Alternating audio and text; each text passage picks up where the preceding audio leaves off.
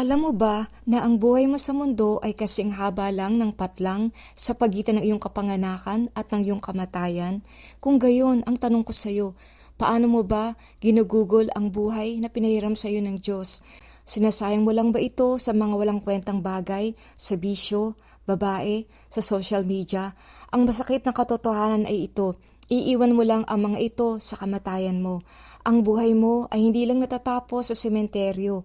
May karoktong ito ang tinatawag nating kabilang buhay at may dalawa ka lang pupuntahan, langit at impyerno. At sa lugar na to mabubuhay ka magpakailanman.